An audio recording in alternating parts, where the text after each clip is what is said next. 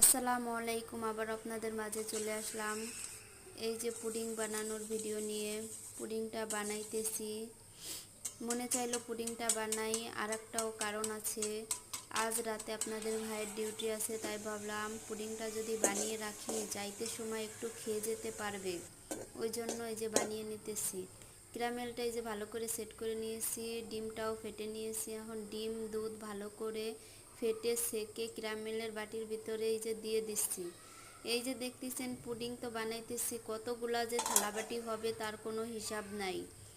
কিছু খাইতে হলে কষ্ট তো করতেই হবে, কথাই আছে। রাইস কুকারের ভিতরে আগে থেকে পানি গরম করে এই যে বসিয়ে দিলাম। আর এই যে দেখেন কতগুলা থালাবাটি হয়েছে, সব পরিষ্কার করতে হবে এখন।